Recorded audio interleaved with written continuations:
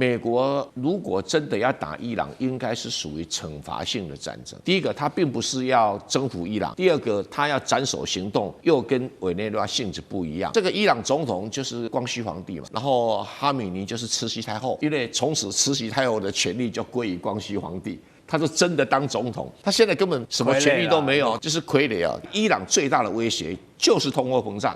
就是货币贬值，这两个问题他不解决，他这个政权迟早会倒。我们是需要来看到，就是从去年乱到今年都还在乱的一个中东局势哦。那么如今呢，距离美国要对伊朗进攻，真的只差一个命令了吗？因为《华盛顿邮报》揭露了，华府呢还有中东的官员，他们几乎14日的时候是一致认定的，美国总统川普他即将要再度空袭伊朗。大家还记得前段时间有一个午夜重锤吗？当时是打击伊朗的核设施哦，但是这一次呢，打击的目标就是要瞄准伊朗的最高领导人哈米尼了。那实际的部署我们来看到啊，华府跟中东的官员认定呢，可能日前就是要动手，但最后一刻喊卡了。当时发生了什么事情？像是华盛顿就向盟国示警，船舰跟战机呢全面调动起来，还有卡达的这个乌代尔空军基地哦，也收到了撤离命令，就怕一触即发，伊朗马上对这个地方展开这个报复的行动。然后高阶的安全顾问，你们也都别睡觉了，熬夜待命，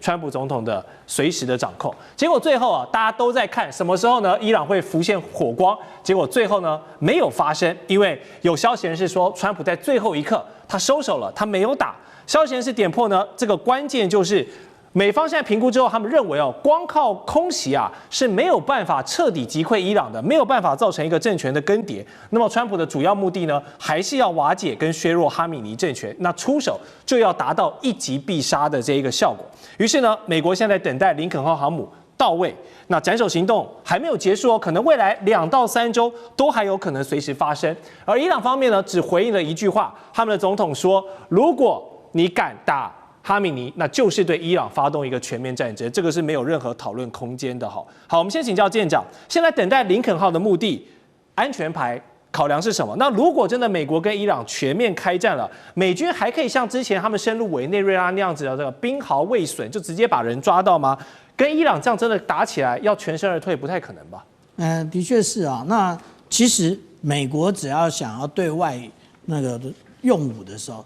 美国总统的第一个想象就是我的航空母舰在哪里。可是如果说我们看最新的一个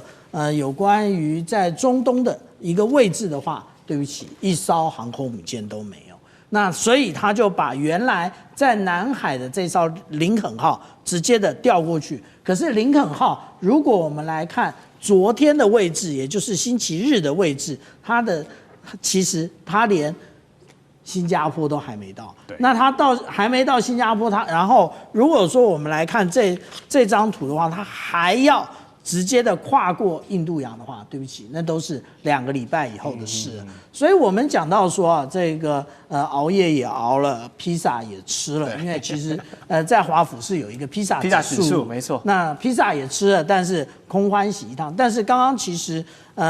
主持人有提到午夜重锤这件事情啊，也就是在去年6月的时候，其实它不止一艘航空母舰。那时候我们看到的，也就是其实有2艘航空母舰在这个在这个印度洋上，也就是卡尔文森号跟尼米兹号。那但是现在一艘都不烧。但是其实有一个动态，我们大家要特别注意啊，也就是除了我们刚刚讲到的林肯号之外，其实布希号也在前几天出港了。那他出港其实是个意外吗？应该也不算是意外。如果说我们来看，这个是我昨天整理出来，除了福特号，因为它现在在这一个加勒比海之外，其他的美国尼米兹级的航空母舰全部的现在的确切的位置以及最后一次部署到底在哪里，我们就可以看到，其实尼米兹号它虽然在布雷默顿，可是它是即将要汰除的。那美军其实是保持着2艘向着太平洋，然后另外呢是有2艘向着这个大西洋。那其中我们看到的这个布希号就是其中一艘。那当然我们也可以看到啊，在这么多航空母舰上，为什么它好像如果我们这里标注的只是一个港口，例如说圣地亚哥的话，那就代表其实它并没有那个进行维修，它其实都是可以立刻生火待发的。那为什么没发？因为其实我们讲到真正最重要的是大炮一响，黄金万两。是的，也就是航空母舰打击群一旦出去，那个消耗起来可是非常的可怕。那但是呢，我们来看到，实际上来讲，对于美国而言，那他在去年所发布的这一个国家安全战略，它其实已经慢慢的要淡出这一个中东了。但是他有特别强调，有关于霍姆兹海峡以及红海的部分，它要保持通航。那现在其实有关于伊朗的问题，就是霍姆兹海峡的部分。那霍姆兹海峡其实决定了整个中东油价的高低。那如果油价涨起来了，那今年11月这个有关于期中选举的话，川普大概就准备一败涂地。所以他现在就是紧紧捏着伊朗，但是他真的想要进入伊朗吗？其实这是另外一个问题。虽然伊朗被渗透的胡说八道啊，那我们之前看到，也就是5月重锤这个部分，连它的这个浓缩铀到底在哪里，大家好像都就是无论是以色列的摩萨德或者是 CIA 都很清楚。但是实际上来讲，现在哈米尼在上一次就已经动向不明了，这一次突然鸣鼓收惊，也可重要的原因，可能哈米尼正确的位置又无法掌握。是，好，我们继续来探讨为何川普总统他犹豫，最后一刻还是收手了呢？答案可能就是2个字哦，飞弹。谁的飞弹？伊朗的飞弹。因为包括美国国家航空航天情报中心，还有国防情报局，他们都承认伊朗可能至少拥有14种弹道飞弹的变体哦，它的这个威胁度是很大的，射程范围涵盖整个中东。最大一款的威胁武器叫做流星3型的这个武器哦，它可以打到2000公里外的目标，所以不管你美军的中东基地啦，你的盟友以色列啦，不好意思，都在这个射程范围之内。所以如果美国轻举妄动，真的对伊朗发动了进攻，但是打了你，又没有把你打残，让伊朗还有机会呢发动这一个流星3型，那威胁到美国大兵或者是以色列盟友的生命安全，会不会这才是川普最大的一个顾虑呢？还有，如果真的如这个报告所说，伊朗拥有这14种弹道飞弹跟他们的变体，那现在等待林肯号就位意义还大吗？因为这个14号变体飞弹打过去，可能林肯号也在这个范围里面啊，拦不拦得住是一个问题。好，委员你怎么分析？流星3型要拦截不是问题啊，为什么？因为它是液体燃料，液体燃料的装填时间起码要3个小时左右才能够装填，3小时，而且它基本上不是移动性的，因为液体燃料装填的那个跟固体燃料可以机动性的移动不一样。那美国如果有足够的所谓的标准3号导弹，这或者是萨德导弹，应该拦截这一款还没有太难，那只是量够不够而已啦，量够不够。那同时呢，如果它有足够的战斗机空对空导弹也有机会拦截，所以流星3型并没有大家讲的那么可怕。反而比较麻烦的是数量很多的短程导弹，那个比较麻烦一点啊。你用那么贵的导弹标型3型或者标6去拦截那个，似乎不太划算啊，不太划算。所以美国这技术问题了哈，美国要自己去考虑啊。重点是在于说，美国如果真的要打伊朗，应该是属于惩罚性的战争啊。什么叫做惩罚性的战争呢？就是我针对革命卫队的几个据点进行轰炸，对几个教士集团这些神棍的头们，大概有30个目标，革命卫队50个目标，总共就80个目标。攻击这80个目标不是问题啊。第二个，他攻击什么？趁机攻击伊朗的所有的弹道导弹的弹药库。弹药库啊。那这个在伊朗的话，美军所知道大概有20几个地方。攻击这20几个地方也不是很难，但能不能完全销毁是一个问题。可是不必完全销毁，也可以造成重大的伤害。那除此之外，会不会再攻击核设施？不知道啊，不知道哈。所以他能够攻击的对象是很有限。第一个，他并不是要征服伊朗；第二个，他要斩首行动又跟委内瑞拉性质不一样，因为委内瑞拉就要处理马杜罗的目的是要掌控委内瑞拉的石油，有委内瑞拉的石油，根本就不担心石油涨价。然后你伊朗会怎么样？现在怎么样不理你？那伊朗说如果哈梅尼被斩首的话，对，然后要发动全面战争。哦，这个伊朗总统就是光绪皇帝嘛，是啊，然后哈梅尼就是慈禧太后，是，现在是满清末年，几乎是一模一样啊。那对于这个伊朗总统，他当然讲个体面的话。当然，那如果哈梅尼被斩首了，最大的得利者就是他。为什么？因为从此慈禧太后的权力就归于光绪皇帝，他就真的当总统。他现在根本什么权力都没有，就是傀儡啊。因为伊朗这一套制度，这种神棍政权的制度是很奇怪。那伊朗真正的问题不是美军啊，也不是以色列，这个都不是问题。伊朗不会因此而被打垮啊。那但是问题政权会被打垮啊，教士政权很可能这一次不行，下一次再来，下一次不行，隔3-5年再来，它就垮了。今天为什么伊朗会有这么严重通货膨胀？其实就是当时的跟以色列打那一场战争，以色列人家美国犹太有钱给啊，所以通货不会膨胀啊，控制得住啊。你伊朗谁给你钱？中国大陆不可能给你钱啦，俄罗斯不可能给你钱啦。所以你打一场战争，消耗一场战费，你的财政支出一扩大，通货膨胀就来了。那伊朗最大的威胁就是通货膨胀，就是货币贬值，这2个问题它不解决，他这个政权迟早会倒的，不可能不倒。哪有通货膨胀这样子的还能够存活下去？那你别看说，革命卫队发动了几万人上街头啦，什么这个怒吼那个怒吼，它都没有用，都没有用。然后百姓如果是在通货膨胀底下民不聊生，他迟早要起义的嘛，就跟满清末年一样。好吧，这个起义镇压住了，那个起义镇压，一下四川啊，一下子浙江啊，一下子哪里，你根本弄不完嘛，一下太平天国，真的，对，几次折腾下来就挂了啦。这种落后的神棍政权，在现代社会里面，如果控制不了通货膨胀，一定崩溃。是。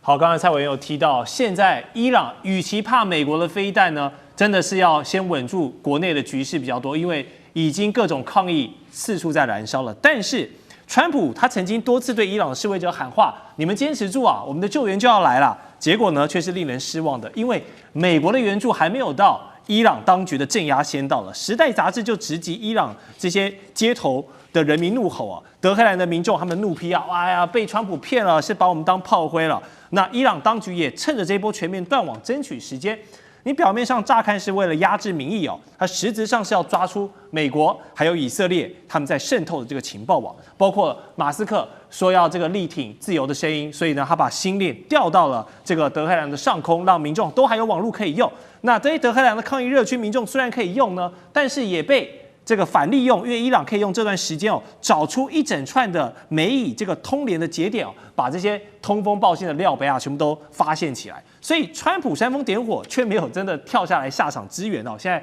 船还在掉，还要等待一下。那受伤的都是这些示威者，反倒给了伊朗来这个处理谍报战啦、反这个亲内鬼的这个战前整肃的一个机会哦。所以杨老师，你怎么来点评现在美伊这样子一来一往的操作？这一回合，你觉得谁占了上风？川普点火，这个是真的。不只是《时代》杂志，《华盛顿邮报》也这么指责他。是，因为你讲了1个多礼拜，说美军即将上路，你们在继续扩大抗议。对，继续闹。那虽然伊朗内部是断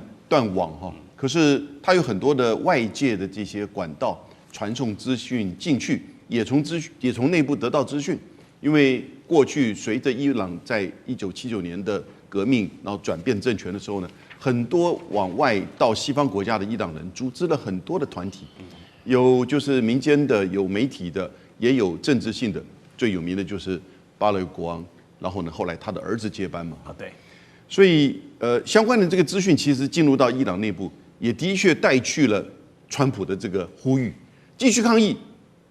我美军马上要来。所以的确是我觉得后来拖了这么久的时间呢，那扩大这是一个因素之一。但你说川普在这边点火，其实火不是川普点的，火只不过让这个火再继续延烧一阵子。那当然，哈梅尼后来说有数千人死亡，他如果说数千人死亡，我觉得一定破万，是可能10倍哦，真实数字10倍。真实数字真的不确定，而且一定是这个几倍于此。但是怎么点的火？那刚才蔡委员讲的很好啊，那神棍政权呢，3个层面呢，政、经，还有呢领导人。他这个政治从1979年到现在的整个制度哈，就这种政教合一神权的制度，46年的下来哈，其实已经到一个临界点。因为所有的权力都集中在最高领袖，对，而不是在政治权力，他在军事、经济、官僚所有的政策一把掌控。革命卫队只是军事，但他也做生意，他也搞走私，到后来他就是被制裁。他所有的石油是革命卫队来控制海关走私的，那还有一个叫基金会，美言之为慈善团体，但事实上呢，大概伊朗每年的20%的 GDP 都进入到这些所谓的基金会，那在做各式各样的生意，那支持的教士集团，所以从何梅尼到哈梅尼，哈梅尼现在也就是36年了，所以他这整个制度哈，我觉得跟伊朗另外一个面，什么面？它有世俗的一面。他其实1980年就开始有选举，每4年的总统选举、国会选举，国会议员有290个，在196个选区，所有的提名人都必须要由最高领袖的委员会同意，是没错。但大部分不是同额竞选，也就是说会有一些政策上的差异，温和派、改革派，所以还算是有意义的选举，虽然不是真正西方式的这个选举，但长久下来，这种世俗化，的这个诉求跟神权政权、神棍政权，用蔡委员的用语，还是有一些，就当然已经到了临界点了嘛。然后更不要说他们贪污腐化已经到了这种地步了。那第一个政治场面，那第二个经济都很简单了。那你到这几年，因为战争，因为制裁，美国的外部因素，当然制裁因素也是造成他的困境之一。那然后呢，再加上他自己本身的贪污腐化，经济严重的就是这个问题。那1美元大概现在已经来到150万利亚尔，然后呢，政治当然很简单，就是元首嘛。哈梅尼已经执政36年，现在87岁了，那他的接班人也不知道是谁，是他儿子、二儿子，还是何梅尼的孙子，也不知道。我觉得这次暴动里面会不会有一些这种派系因素在背后？有可能，我们也不知道。所以到底谁占上风？我觉得其实是伊朗现在持续的在把自己再一次的封闭起来，面临到它内部的失败。美国只不过继续的可能在去煽风点火，对，或者是让某个事情再爆发，然后它可能内部就会再有一次类似这种抗议事件。到底怎么样出现，你不知道。希望这个不会往外扩散，因为当伊朗乱，整个中东乱会造成很严重的冲击的。是。观众朋友，今天节目一开始，赶快来关心美国跟以色列将会祭出的这个铁拳行动来攻击伊朗。现在说是倒数72小时就会做攻击了。伊朗方面则是祭出了反制他们的电磁兽现身，这背后有没有中国大陆在后面做技术上的支援撑腰呢？今天也关心的是中俄撑腰，这个现在伊朗的情势，开战是否正式进入倒数72小时计时呢？今天都会就这些议题一起做解答。3个火线话题，今天请来宾特别帮我们做解答的。以色列这次批准的最新行动叫铁拳行动，美以如果真的行动了，会在72小时内打伊朗吗？美军会派出他的地面部队吗？另外一方面，第二件事情，我们来看到伊朗的反制，包括他亮出了他的电磁兽，中国的武器跟技术到底有没有在这背后帮伊朗做支援呢？北京是在救伊朗，还是测一个新的战法？最后一件事情，我们会来关注到的是伊朗其实现在面临的是内忧外患，在国内其实有这个全国的示威活动，已经在他们的全国蔓延。那伊朗另外一方面还要面对这个开战的倒数计时，在此刻中俄的军演跟武器的援助能够阻挡得了美以的攻击吗？今天就这些议题，我们都会一起的来做关心。刚刚特别提到的这一场中东战火倒数计时，就是因为以色列的内阁已经正式传出，已经批准了了这一场铁拳军事行动，72小时会对伊朗来发动突袭。我们要来特别看到的是，其实呢，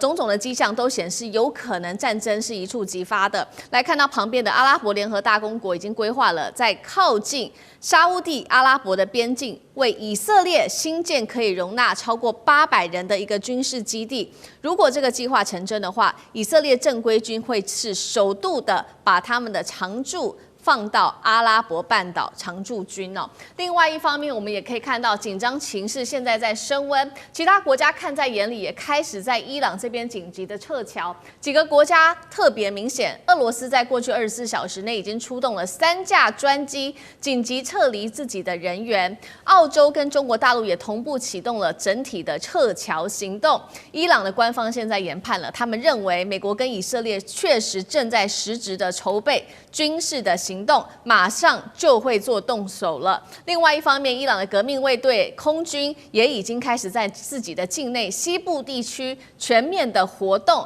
为的他们已经讲得很清楚了，除了对抗自己民众示威之外，对外还有这种外部势力的干扰，他们都想要来做镇压。那么伊朗也祭出了相关的反制哦，以色列祭出了这个铁拳计划，伊朗则是秘密研发它的电磁兽系统。现在呢，这个电磁兽已经正式的进入战略服役了，目的是要瘫痪对方的通讯、无人机跟精准打击能力的一种反杀的杀器。好，节目一开始要特别请教厉将军怎么看了。先是以色列批准的这一场铁拳行动，72小时真的开战倒数了吗？这会是斩首还是一场全面的战争？地面部队美国的部分会马上进来吗？伊朗则是有亮出它的电磁兽做反制，能够瘫痪美以的空优，再加上无人机吗？背后中国的角色又是什么？厉将军怎么看？我认为说美国跟以色列这场仗一定是如这个箭已经在弦上，非打不可了哈。那为什么会这样呢？因为我们从去年6月13号到6月25号，以色列跟伊朗彼此互相用空袭的方式作战。我们从这场战争里面就可以看出来，伊朗对以色列已经是也可以称之一场不对称的作战。因为以色列它这个主要的作战战力，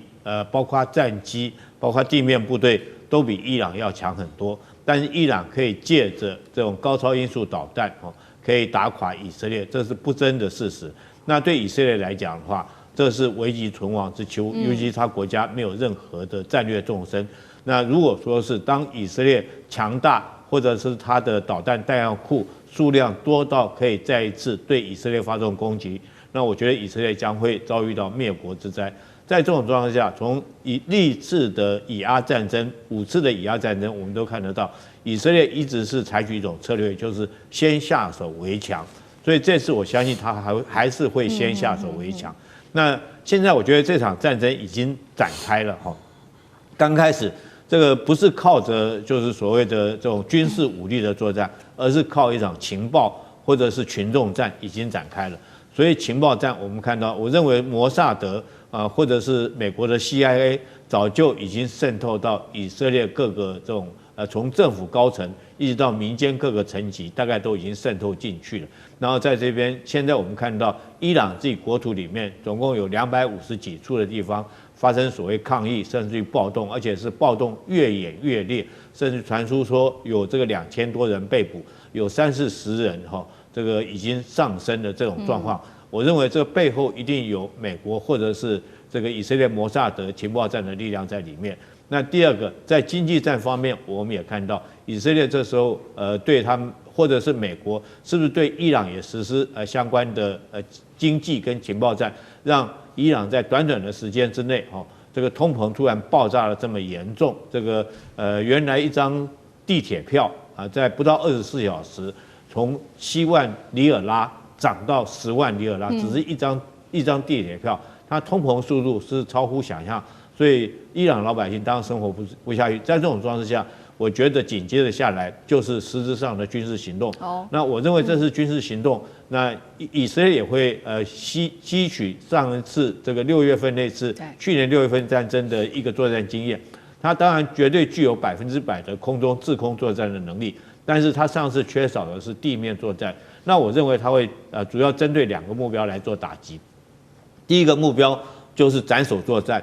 针对哈米内尼对他来实施斩首作战，针对这个伊朗的这种精神领袖、最高精神领袖来实施斩首作战。那第二个要打击目标，也就是他最担心的核子武器来做打击目标。所以我认为这次除了说是之前延续制空作战的优势之外，另外也有可能采取地面的行动，但是这个地面行动应该不会是采取全面入侵，因为伊朗国土面积非常广大，那你全面入侵你要用的兵力是非常的庞大，那美国大概也不愿意再做重蹈阿富汗的覆辙，所以我认为他会采取的是这个委内瑞拉的这种模式，就是用特种部队进去里面然后对这个他们精神领袖哈梅内伊实施斩首作战，那或者是对这个核子武器、核子设施来实施破坏攻击。所以我们看到美国这次来讲的话，说现在运到欧洲去的武器，大部分都是以这个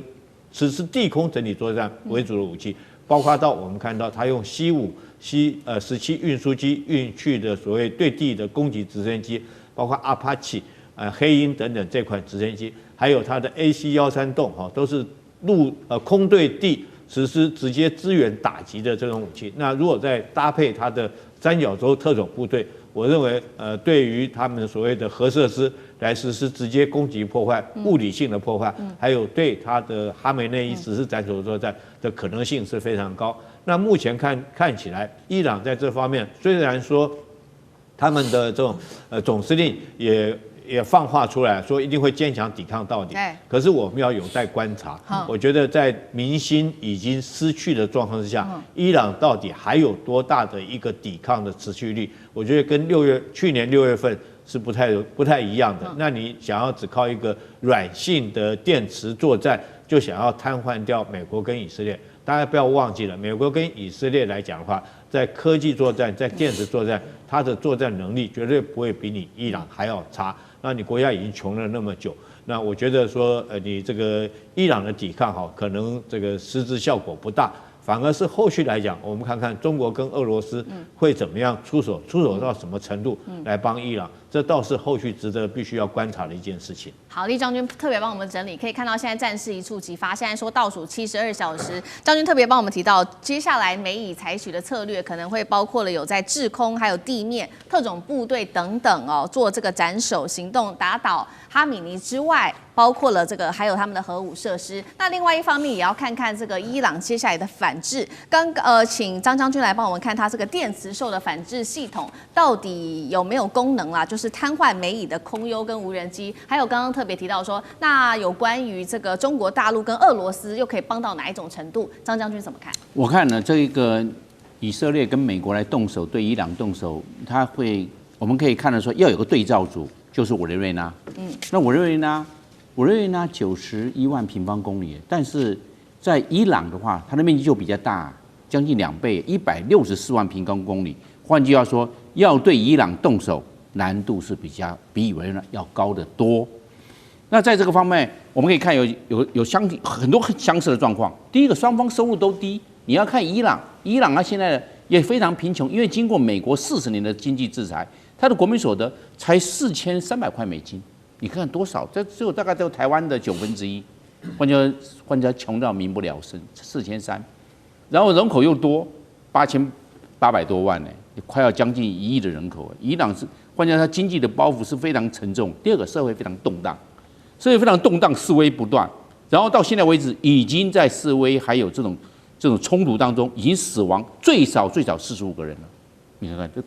比在委内瑞拉动荡还大，因为已经死那么多人。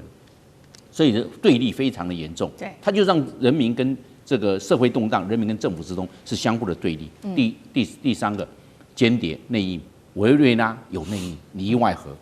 那现在在伊朗也是里应外合。上一次的时候，我们在去年2025年，以色列还有美国派的这个 B2 的幽灵轰炸机的这个轰炸，竟然还有无人机是从这个伊朗内部起飞攻击伊朗。这都是以色列安排好的。我们换句话说，这一次的行动是摩萨德跟美国的 CIA 中情局合作，那这样又不一样。我们知道那一次的美国还有以色列在去年冲突对这个伊朗实施这个攻击的时候伊朗完毕之后处决了好多的间谍，出去，报那个媒体上我都有看到。那现在有没有？我认为还有。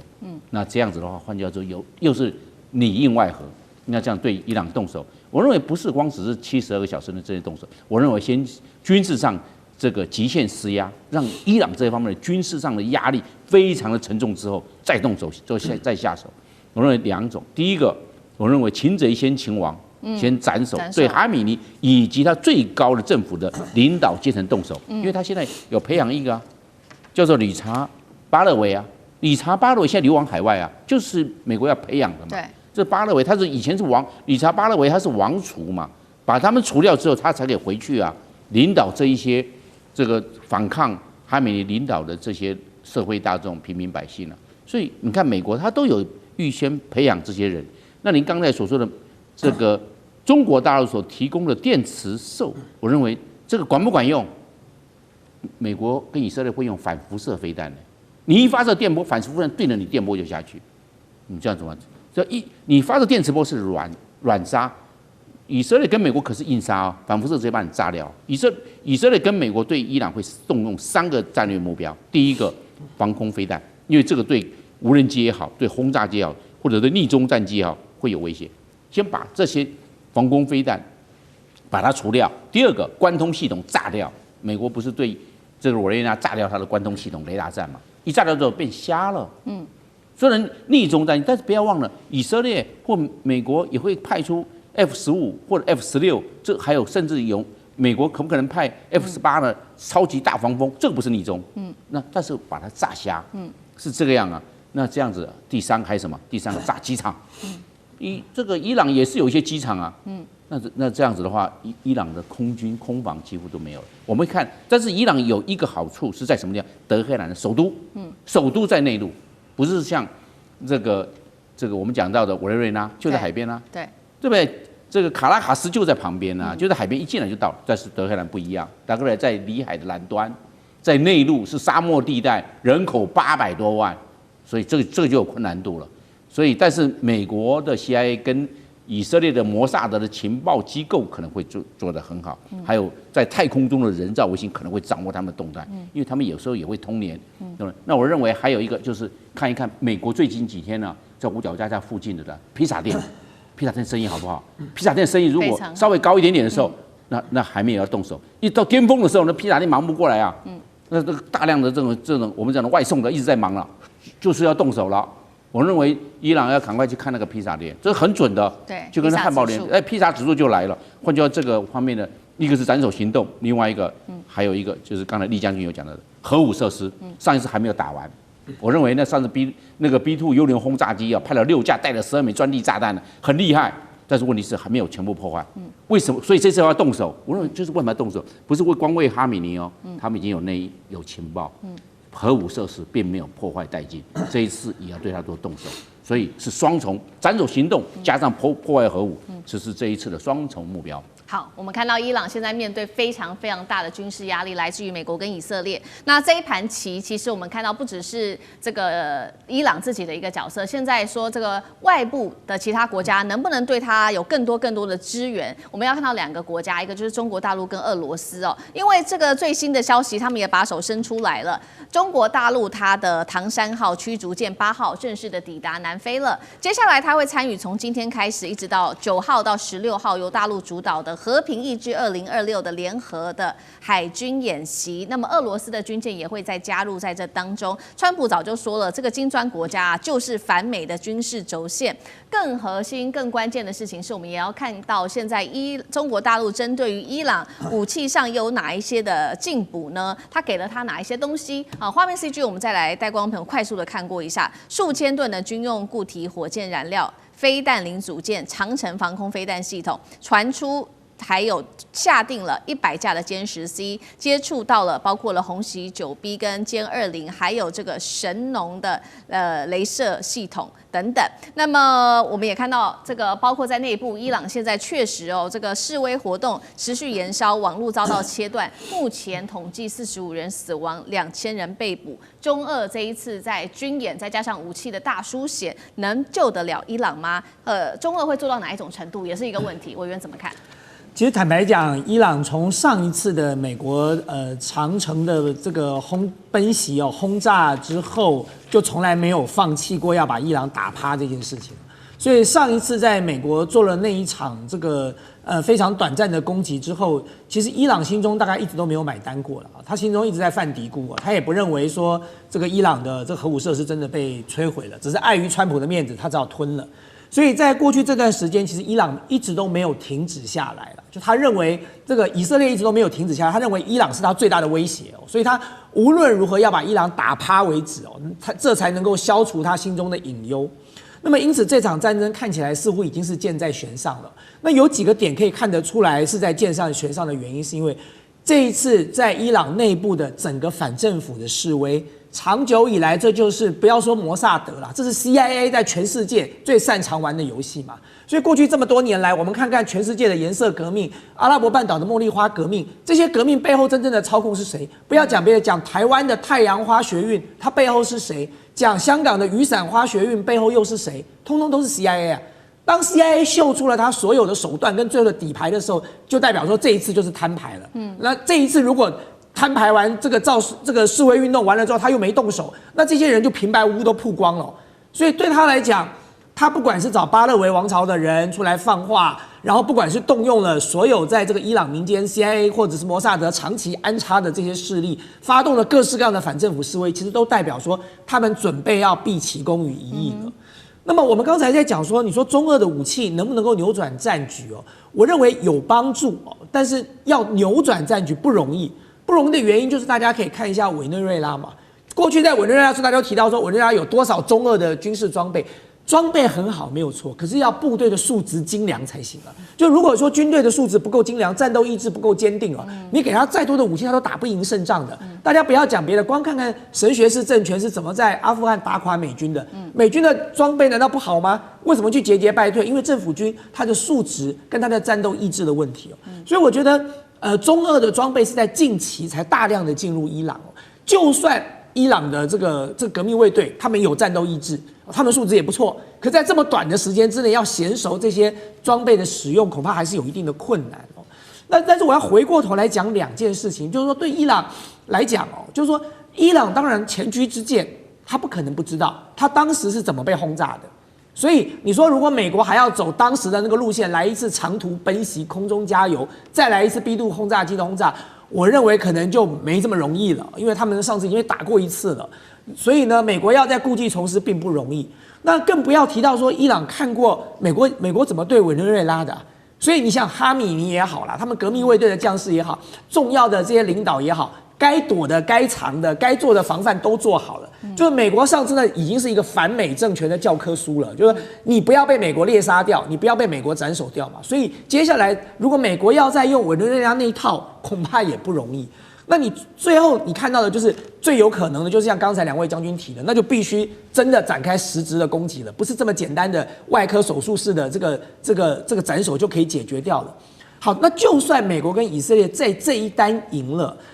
我也不认为长远来讲对美国跟以色列是一件好事了。当然，对以色列来讲，他可能也不在乎，反正他结的仇够多了，他也不多加这一拖。但是对美国来讲，大家不要忘记哦，伊朗不是委内瑞拉，伊朗还有宗教的力量是存在的，所以全世界的恐攻恐怕又要再度兴起了嘛。当你今天把伊朗这样子猎杀掉了，然后政权把它推翻掉了，你真的认为你就可以把伊朗整个吃下来了吗？巴勒维王朝当时是怎么垮的？巴勒维王朝如果有真的这么英明、这么神武的话，当年不会垮的。所以今天你再把巴勒维王朝找回来，就跟你当时把伊拉克、把阿富汗拿到之后，你找了傀儡政权来是一样的。你能够支撑多久？美国接下来要不要驻兵？接下来反过来的反政府示威，就是其他的这个现有的这个伊朗现在的这些宗教力量了。那么巴勒维王朝应接得过来吗？所以接下来美国要不要陷入伊朗这么大的一个泥淖里头？对美国来说，恐怕要这个仔细的好好考虑了。那当然，你说对川普来讲，他可能不在乎，但是这个长远的后果，美国就必须要来考虑来承担了。好，战云现在压到了中东国家，今天要特别关心到的是伊朗，因为美国跟以色列已经要对伊朗开战倒数了吗？空袭名单现在也出来了，但是另外一方面，伊朗有没有谁来撑腰呢？现在根据了解，中俄的武器都会有办法来撑腰伊朗，那中东是否引爆这种全面的战争？今天会一起的来做解读。好。我们可以知道，这个川普呢活捉委内瑞拉的总统之后，马杜罗之后，下一个目标现在直接被点名的就是伊朗，而且呢，根据厉将军的说法，最快可能下周就有可能动手。现在在伊朗这边可以说是战情密布，包括了美国跟以色列已经全面启动了所谓的战前的部署了，从各种武器的迹象，我们都可以看到好像要打仗起来了，包括了军备、士兵跟航舰、空中力量，现在都往伊朗这边走。以色列总理纳坦雅胡最新喊话，他说：“我已经准备好了，随时我们就会对伊朗来动手。” X 平台上面的这个博主，他也特别引述了多家伊朗跟阿拉伯媒体来同步做了一个警告。他说，美国跟以色列正在准备新一波这种要做的针对伊朗的瘫痪式的空袭，目标就是要瘫痪伊朗的整体的防空系统跟它的导弹的基地。好，确实现在呢也有民众目击到说，当时啊活捉这个马杜罗的三角洲部队竟然在伊拉克境内有民众看到是现身在街头。好，这是根据媒体的报道。另外一方面，其实呢，在过去几天而已，短短数小时之内，也被发现了数十架美军空中加油机跟它的重型运输机，从美国的本土，甚至是从英国的基地，正在密集的升空往中东的方向前进。也有伊朗的民众回报说，好像看到了美军的 P-8A 海上侦察机进入到伊朗的荷姆兹海峡巡弋。好，厉将军特别帮我们指出了呢，现在伊朗正在积极的补充它的导弹，还有增加导弹的技术等等。那么纳坦雅胡其实他现在非常的紧张，因为以色列没有什么国土的纵深，尤其是跟这个委内瑞拉相比，它是靠海的。那我们可以知道，伊朗呢它是内陆国家，一旦呢遭到了导弹的攻击，没有什么可能会遭受很有可能遭受灭国之灾。好，我们特别请教厉将军怎么看？下一步真的会是伊朗吗？那美以现在的军事部署是威吓，还是准备进入开战倒数？首先我说明一下，我研判美国跟以色列下一波来讲，就不只是瘫痪式的攻击，而是会地面部队直接入侵到底会有多大的地面部队？可能不至于说是全面的这种开战，但是会用这个所谓像马杜罗方式的这种特种部队直接进去遂行斩首作战的可能性是很高第一个，我们来看到去年6月12号、6月13号到20号。这12天，伊朗跟以色列的互相空袭之中，以色列用的是战机，那伊朗用的是导弹。那伊朗初期的时候，它所发射的导弹，以色列大部分可以拦下来，将近90%。但到了战争后半期来讲的话，我们看到以色列当然它自己对空导弹的数量慢慢数量有减少。第二个，它这个伊朗也寻找到所谓突破这个以色列防空火网的这种诀窍，所以它命中率就渐渐提高了。它突破的防穿率后来甚至有到50%以上这么高的突破，这个以色列的防空拦截率。我们看到它后续命中的，包括内塔尼亚胡的这种宿舍被打到了以色列的国防部相关的重要情报设施甚至于港口、机场都被命中。那反观的以色列，因为它的拦截的导弹数量慢慢的减少，被消耗光之后，它的防空性能就减低了。所以这时候，如果说是伊朗在这段时间，它继续这个补充它的导弹弹药库的数量，然后也继续提升它的导弹性能，提升它作战的技巧，那很可能下一波，如果说万一开战来讲的话，以色列还能不能够像6月份那次能够拦得住这导弹，可能就很大的一个疑问。因为很明显，从这一波的攻击里面，我们发现战争形态已经改变了，而且是对以色列不利的改变。以色列在这边以往之所以能够称霸欧洲，靠的是它强大的制空能力，还有它地面的战车部队。但是这次我们看到，纯粹如果说就导弹攻击来讲的话，跟以往的战争形态有很大的改变，这是第一个。那目前得到的讯息是，伊朗不断的在加强它的导弹库的一个扩充跟这个建设，这是第一个。第二个来讲，我们从上次的战争检讨，我们发现以色列最后他功亏一篑，美军也功亏一篑，没有能够彻底的将伊朗的核设施炸毁。主要是为什么原因呢？我认为就是因为它只靠空中制空的作战能力，而它没有地面部队的能力哈。我们看到美军不管是 B-2 轰炸机丢的专机弹，或以色列，虽然你就算整个瘫痪了伊朗的所有空中，可是因为你没有地面部队进去，所以造成你功亏一篑。但是我们看到这次，我们看到大家看一下，现在美军这个到这个欧洲去的是C-5运输机跟C-17重型运输机。但是运输机里面装的是什么呢？我认为装的是所谓的这种黑鹰直升机或者是阿帕奇这一类的攻击直升机所以这很明显，如果装载这种直升机，就是对地攻击的武器。第二个还有一架飞机这个特别引起我注意的就是 AC-13它是 C-13是运输机，可是为什么加个 A 呢 ？A 是攻击的意思 ，attack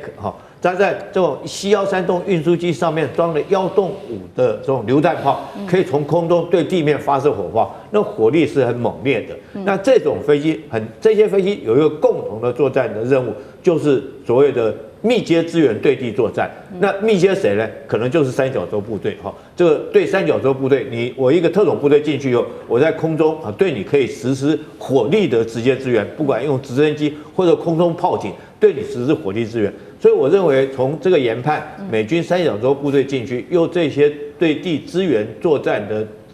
这个战斗机到了这个欧洲地区，极可能会在短时间之内，美军这次会采取这个除了说空中作战之外，它很可能会采取对地的攻击。那目标很可能就指向他们的精神领袖哈梅尼亚。那哈梅尼亚目前好像也策划了他所谓的 B 计划，准备要逃亡到莫斯科。我觉得整体看起来是这种感觉。好，确实现在确实，我们请导播放到下一张 CG。哈米尼现在确实根据了解是有这种逃亡的计划。那其实背后就是因为有俄罗斯的协助之外，其实呢也有来自于中国大陆的帮忙。我们来看到，不管是俄罗斯或者是中国大陆，现在为止，除了刚刚厉将军帮我们提到的伊朗补进了非常多的导弹，增强自己的导弹之外，其实中俄也非常的给力给了许多的武器。等一下一起来看。那其实伊朗现在内部也有许多自己的危机，包括它的这个抗议早就已经延烧了快要2个星期了。那现在当地呢1半以上的省份50多座城市都不断的爆发示威镇压升级，已经造成36人死亡。刚刚特别提到，从中国大陆跟俄罗斯又给了伊朗哪一些支援呢？首先看到的是中国大陆的部分，给它的是数千吨的军用固体的火箭燃料，还有飞弹零组件、长程的这一种防空飞弹系统，甚至呢传出这一些都是传出的。下定了100架的歼10C，疑似还有红旗9B跟歼20等等。那么德黑兰的街头更是拍到了大陆制的反无人机雷射系统神农系统，真的是这样子吗？来看到俄罗斯了，2天之内2天之内5架俄罗斯的运输机降落在德黑兰，传出这当中还包含了这一款浩劫攻击直升机，甚至也有消息指出，确实哈米尼是不是已经在俄罗斯的帮忙协助之下，接下来会启动逃亡的这个 B 计划呢？必要时就会到俄罗斯去避险。所以接下来要特别请教赖老师怎么看了？中俄武器真的要来帮忙了吗？能够打下以色列跟来自于美国的攻击吗？甚至有可能反击吗？赖老师怎么看？我觉得这个情势是有点混乱有很多讯息都是谣言很难去证实它是真的还是假的但是我们来看一下前段时间以色列跟美国对于伊朗的攻击，那是卯足全力来打的打了结果怎么样？因为地面部队是不能够介入的，原因很简单，就是伊朗本身它是100多万平方公里它的国土面积是164万8千多平方公里，很大它的人口数很多，8000多万人口再加上伊朗的国土跟一般的国家不太一样，它是一个中切的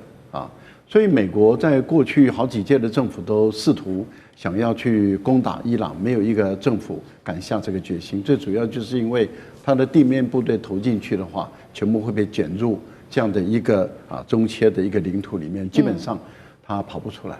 而且也作战没办法打进去。而且基本上因为人口数太多，逊尼派的凝聚力很强80%以上都是逊尼派的，不是什叶派的，80%以上都是什叶派的。这些人，他们的凝聚力很强。所以我们可以确定的一件事就是，美国曾经尝试企图，但是最终不敢用地面部队去打。美国曾经想说，我先把阿富汗打下来，再把伊拉克打下来，那这样的话，我就东西夹击这个伊朗，我就有一个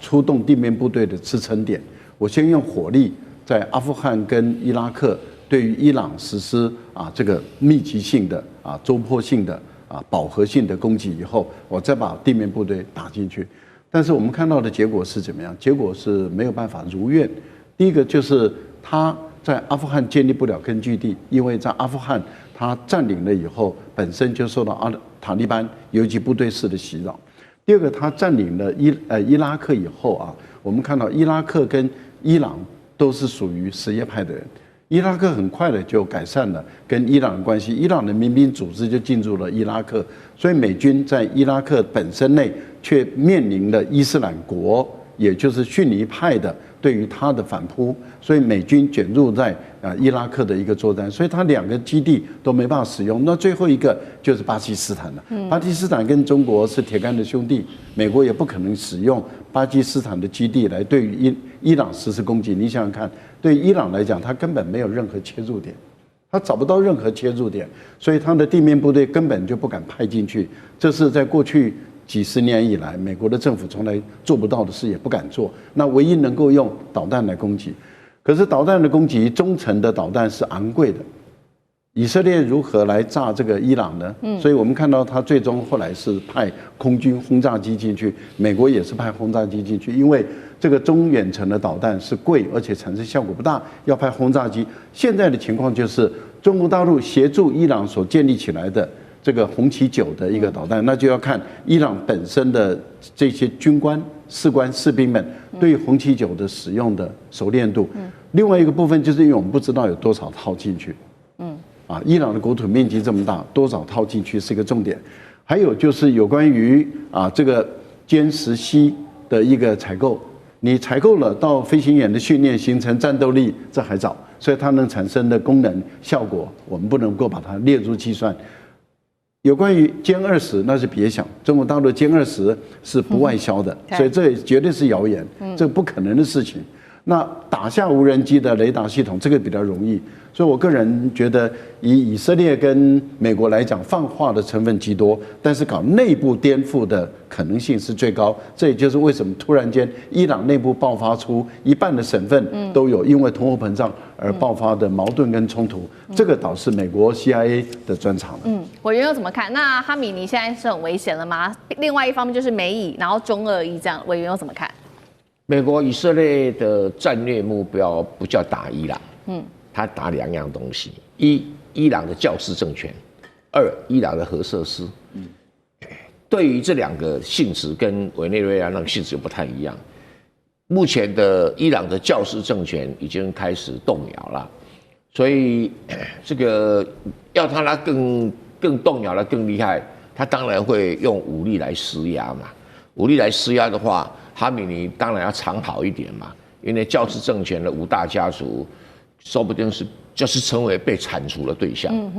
因为包括三角洲部队啦，包括以色列的精准炸弹啦，然后要把伊朗的教士政权当作真主党那么容易铲除，也实在是不太容易但是话又说来，又很容易，为什么？这些人真的没地方逃。你说哈米尼可以逃到俄罗斯，俄罗斯不可能所有人都收嘛，5大家族都收也不太可能那现在这个伊朗的教士政权的确已经到了伊朗人民天怒人怨这个贪污啦、腐败啦、垄断商业啦、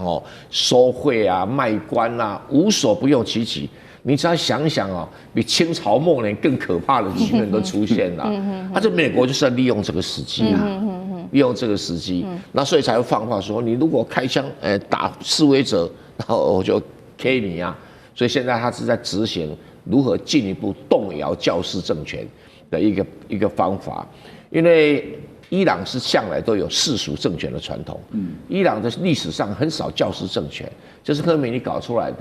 然后教师又不善于经营国家，不善于治理国家，而且将贪污腐败，所以就给了以色列跟美国可乘之机呀，抗议一定会持续下去，因为老百姓日子不好过嘛。那再加上美国的煽动，对不对？那当然会花越搞越多。那第二个就是核武器也会被炸掉啊，大概就是2样而已哈。那如果不是跟这2样，大部分地方是没有关系，因为它重点不是伊朗的石油嘛，不是。好，接下来关心，没有想到在此刻，英法联军轰炸叙利亚，难道第三势力要正式的进入到中东了吗？川普恐怕进攻伊朗吗？这是另外一个议题，今天我们来做讨论的，因为现在看起来似乎有种种的迹象显示是有可能的。普丁则是出手军援，在此刻去军援伊朗。我们等一下也会来关注到的是俄伊同盟力抗美国。赶快来看到的是最新消息，在美国去抓了马杜洛之后，欧洲国家也另外一线正在开火当中。这一次是英国跟法国的军方一起空袭叙利亚境内的伊斯兰国它的地下的军火储存设施这边。英军我们看到它出动了哪一些武器呢？多架的台风战机，还有航海加油机空中做支援，跟法国的军机一起做联合出动。英国的这个国防部还非常的有信心说，我们打得非常的精准，我们投掷的导引炸弹是已经精准命中了武器库而已。旁边的这些平民都没有任何人受伤。但是我们今天要问的问题是，为什么英法要选在这个时间出手呢？是不是因为川普才刚进军这个委内瑞拉，他看到了谁说，谁拳头大，谁就可以在这个世界，在这个全球拥有真理？所以这一次，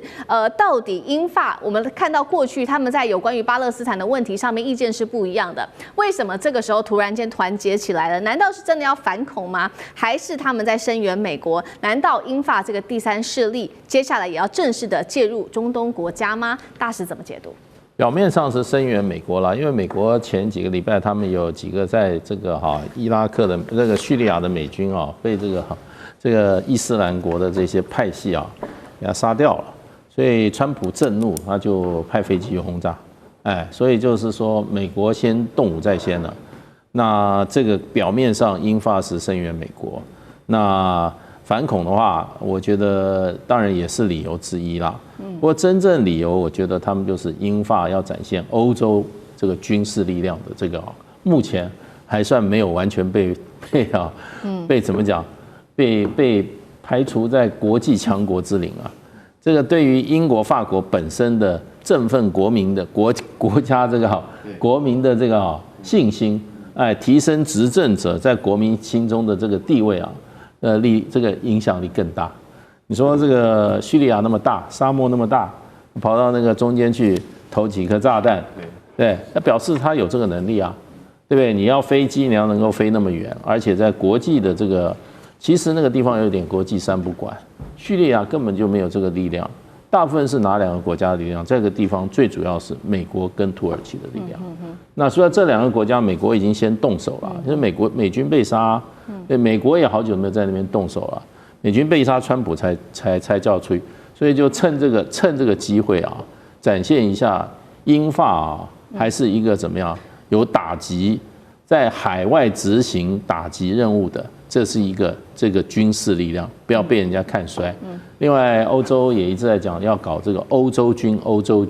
我想这也是某种程度展现他们不是空口说白话，还有一点行动能力。好，欧洲展示它的在国际上面的军事威慑力。那美国呢？美国仍然是持续的，也好像还有其他的动作。川普才刚威胁完委内瑞拉，现在呢看起来有可能下一个被打的国家是不是就是伊朗呢？因为我们看到伊朗呢，先前不是有这个为期2周的抗议的这个示威吗？造成多人死亡那么川普也特别讲说，如果呢你再让抗议者死亡的话，会对伊朗进行更严厉的打击。结果这话才说完没多久，我们看到被美国视为重大军事行动前兆的这个叫做五角大厦披萨指数，在1月5号突然间暴冲到1250%。要知道这个数字可是历史上面的新高，甚至高于当时美军突袭委内瑞拉前的770%。所以几个迹象看起来就是这个美国有可能去打伊朗。那么我们也看到其他的讯号，来看到画面上特别列出来，包括美军的无人侦察机最近突然间出现在伊朗的外海，以色列内部也正在讨论委内瑞拉模式是否可以被复制。第三件事情是美军的大型运输机也向中东这边集结了，社群平台甚至是释放大量的战前的这个气氛的一个讯号，每一个讯号都在说，好像美国正在进行准备下一步了。真的会是川普下一个攻击的对象是伊朗吗？他会不会复制打这个委内瑞拉的模式，也复制在哈米尼的身上，还是他会直接来轰炸？上志哥怎么看？首先，我觉得我们要正确的来观察、了解这个伊朗问题。那么，伊朗其实真正的关系人不是美国，是以色列。大家一定要深深记得哦。所以在这个无论这个宗族啊，包括这个信仰以及种族之间的关系，关键者是以色列。而以色列只是非常懂得借力使力，那么跟美国当中可以紧扣在一起。所以过去来讲可能会捆绑在一起，我们从来都认为，因为犹太系统在美国的政治、经济所有各方面无所不在，所以当然仿佛犹太人或背后以色列可以遥控美国的一切的。包括军事在内的决策啦，这是我们传统的思路。可是现在我觉得川普因为跟过去政治人物不太一样，没有容易那么被操控，他算是商人，可是还会精算的啦。所以先前对于以伊朗到现在不断的放话，那么以色列一直来来回回，特别是纳坦雅卢飞奔到美国去跟川普见面了无数次了哦。所以这些的部分都是一个紧扣的部分的动作，因为以色列内部其实也有一些抗争，不反对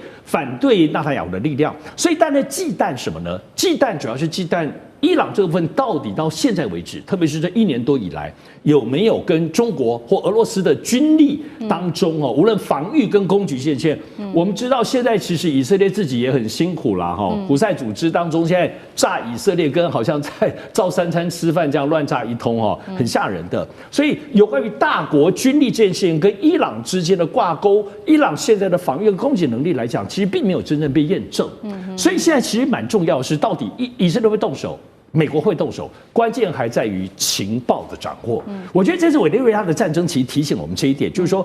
真正的其实斩首行动也好，军力再厉害也好，关键还是在情报的掌握。这是美国最厉害，是展现它一如既往的情报很厉害。所以大国之间，比如说中俄跟伊朗的具体合作如何，我们在委内瑞拉也看到，也都声援委内瑞拉，可是呢？问题是你真正的声援跟帮助来讲，没有精密到让美国可以不突破，所以伊朗我相信也是一样子。我想包括伊朗乌克兰战争，我们看到，明明你普丁你不是也可以斩首泽连斯基都不斩首，拖了3年多，你怎么回事？还是没有能力吗？还是你的情报当中也不见得现在跟过去 KGB 那么厉害了，没有办法突破美国或者乌克兰的保护网。所以我认为这次现在来讲，我们在思考包括伊朗的问题在内，情报系统的掌握好像是现在大国竞争，尤其在军事当中非常关键的一环。委内瑞拉这一次提醒了我们。好，确实我们看到这个美国跟以色列现在都非常的担心伊朗它跟中俄在军事上面的这个军事突破到底到了哪里？所以呢，现在也放话了，有没有可能就是会打伊朗？但是在此刻呢，莫斯科它似乎正在悄悄的帮助伊朗来声援它，尤其是在军事上面，莫斯科现在正在声援，那当然也引爆了这个区域的安全紧绷。我们来看到这是实际发生的，过去48小时，俄军总共是出动了它的重型运输机至少5架次降落在伊朗，重点是它是高频的不寻常的航线，好像看起来就是要躲避西方的监控。那么运输机上面载着什么呢？看到画面，包括了现在根据了解有这个浩劫武装直升机，第二个是配套的弹药跟地勤系统等等。我们请干哥来帮我们分析，可能俄罗斯这一波重型运输机到底在装什么？传出哈米尼现在也很紧张，好像有一个计划，他要逃到莫斯科去，有没有可能呢？难道伊朗的政权真的面临危机了吗？好，俄罗斯最近48小时，也就2天之内，有5架次 IL-76一流升76重型运输机。好，我告诉各位，这就是要打起仗来的时候，俄罗斯最重要的战略运输机。OK， 它的地位相当于我们现在国产的运20，我们现在新的运20运输机，它都属于战略级的，它不是一般那个区域性的那种小飞机了。这些运输机往返5次，那你就觉得很奇怪啊，因为当然 IL-76它曾经当过商用的货机，可是这个从俄罗斯空军飞来，那一定是军用机。那它飞来载的东西绝对不会是商用物资，结果一看，哦，原来是 Mi-28的浩劫直升机。Mi-28是俄罗斯最先进的攻击直升机，相当于台湾的阿帕奇啊，你可以这样去看它，它就是台湾的阿帕奇啊。不过性能还是比阿帕奇稍微略逊一点，可是它一定载送了相当的 Mi-28给伊朗，这意味着什么？意味着可能要预防斩首 ，OK？为什么？因为这种直升机专门对付低空目标，也就是说，如果有无人机或者是有特战部队要降落在总统府附近，就是说，比如说要斩首哈米尼的时候，这种直升机是最有用的。那对不起，马杜罗就是没有这种直升机，不然他很可能不会被斩首，知道吗？委内瑞拉就是没有攻击直升机，一架都没有。所以其实 Mi-28是很好用的，那所以在我们自己国家的，我们台湾自己本身的防卫作战里面，也把反斩首的阿帕奇当成很重要的一环。所以你可以看到，从这个直升机被